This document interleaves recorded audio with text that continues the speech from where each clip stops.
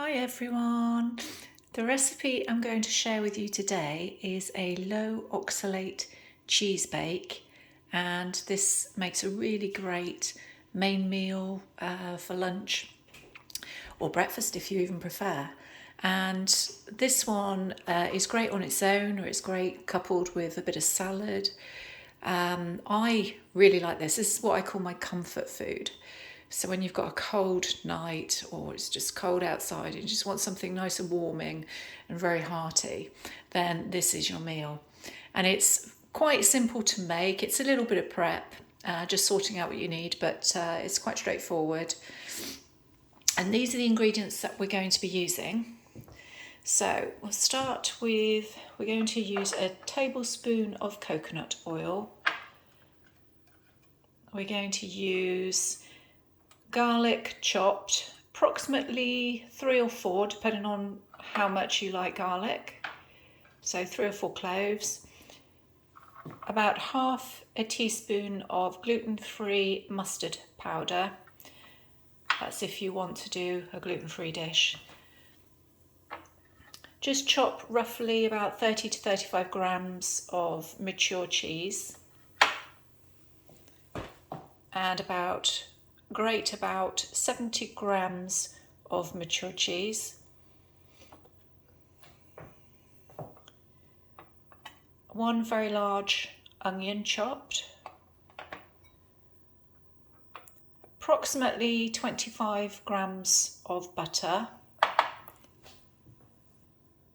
And you want to have some broccoli, cauliflower for the main vegetables, but also you can pop some kale in, which is what I do. I just like to have a bit more of a combination of vegetables. So these tend to be more on the lower oxalate side, but we are going to pre-boil these to remove any excess oxalates. So the quantity you're looking for veg-wise, it really just depends how much you want to eat, and on the oxalate diet, how much you can eat. For this actual recipe, this will make approximately an 8-inch by 10-inch size oven-proof dish. So if you just want to fill that with vegetables, that will give you a rough quantity of how much you need. And again, you could either have more cauliflower, because that's obviously lower in oxalates, and a bit less broccoli, but that's entirely up to you. So that just gives you a rough idea. Now, I tend to get 2 portions out of that. I freeze 1 portion, so or you could just, as I say, as long as you're counting the oxalates, you could just have the 1 portion and just have it on its own. Okay. The milk, we're going to use approximately 300 mils and 2 tablespoons of the white rice gluten-free flour, which is low in oxalate. Okay, so those are all of your ingredients, so we'll just get to the next stage.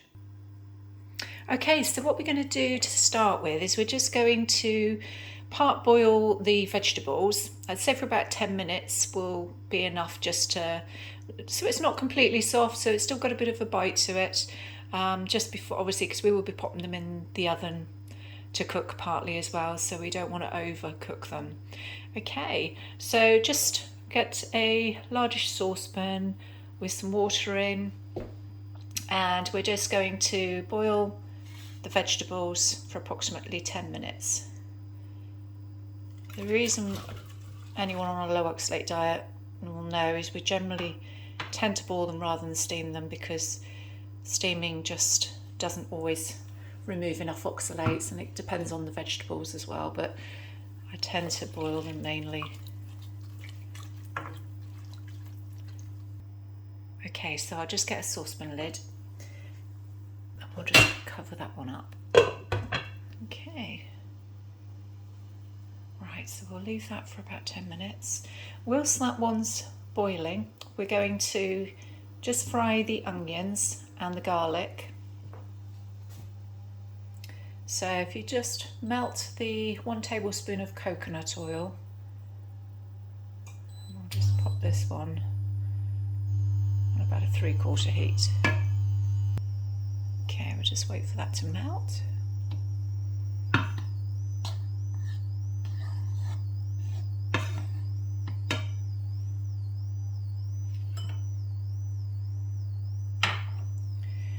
just going to add the onions.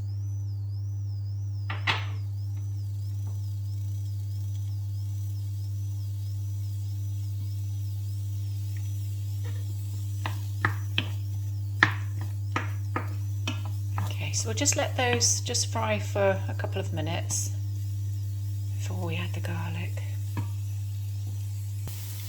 Okay, after a couple of minutes, we're just going to add the chopped garlic, and we'll just give that a bit of a stir, and we'll just leave it a bit longer just for it to all soften and just lightly brown off. And then once that starts to brown and soften, we can turn that one off.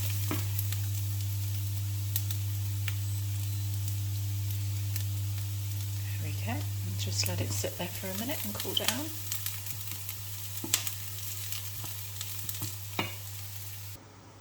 Okay, once 10 minutes is up and the vegetables are part cooked, we're just going to turn it off. And then we're just going to strain the water from the vegetables. And once you've strained them, just keep them in a colander just to cool down. And we're going to make the cheese sauce next. So what we need is, firstly, I'm just going to place the butter in a small saucepan, and we'll just put it on a low heat.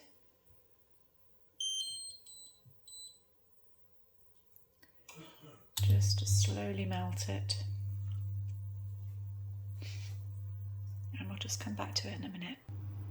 And whilst that's melting, you can actually preheat the oven to 180 degrees Celsius, and that's a fan oven. Once we've finished doing the cheese sauce, we can then pop it in the oven, and it will take roughly about 30 to 40 minutes. So once it's melted, I'm just going to add 2 tablespoons of flour. We'll do one at a time. Just give it a stir.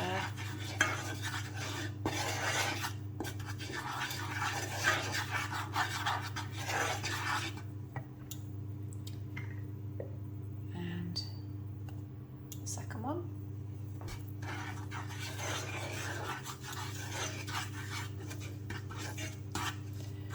Right. Okay, that will do. Just enough to put it together.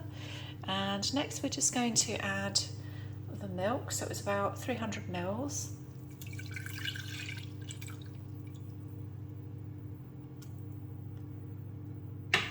And we're going to add the half a teaspoon of mustard powder.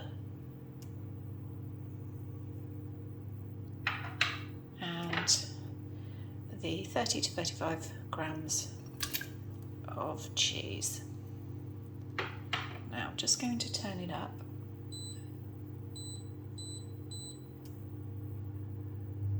And as that heats up, we'll just keep stirring it, because eventually it will slowly start to thicken. And also we want the cheese just to melt. This can take a few minutes, so just be patient with it.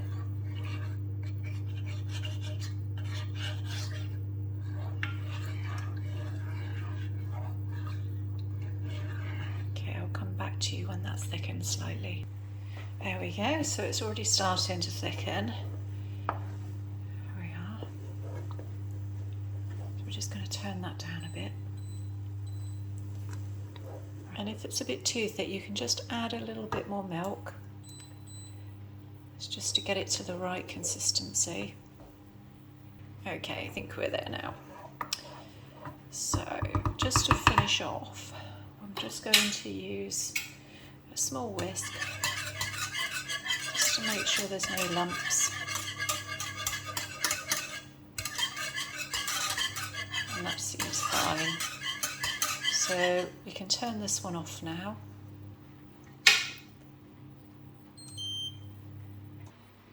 Okay, so what we're going to do now is we're just going to pop everything into the oven-proof dish. We'll start with the vegetables. Just place them. There we go. Just pop them all in there. As you can see, that just fills the dish adequately. Next, I'm just going to pop the onions. But I'll use 2 hands for this because I just want to spread them evenly across the whole of the dish. And there we go. So there's the onions and the garlic. Okay. So the next thing we want is the cheese sauce. So we're just going to pour this, just covering the whole of the vegetables.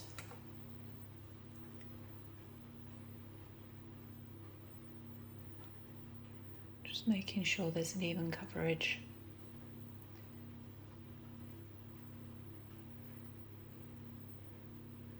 I always like to make sure there's enough cheese sauce in this recipe, because otherwise it can be a bit too dry. Okay.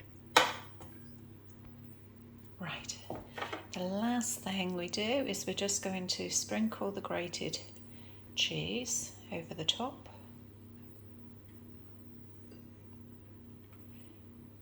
And you can either add a bit less or a bit more, depending on how much of a cheese flavour you want. But this generally gives a good liberal amount.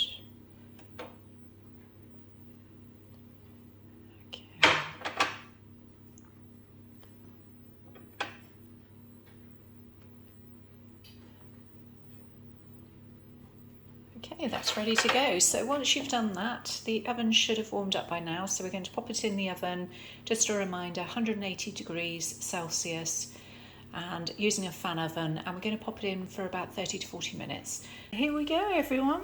So I left it in for about 35 minutes just so it's nice and browned, but if you want to leave it in a bit longer or a bit less, that's absolutely fine. And as you can see, there we are. And it's still bubbling away from being in the oven. But this is really delicious.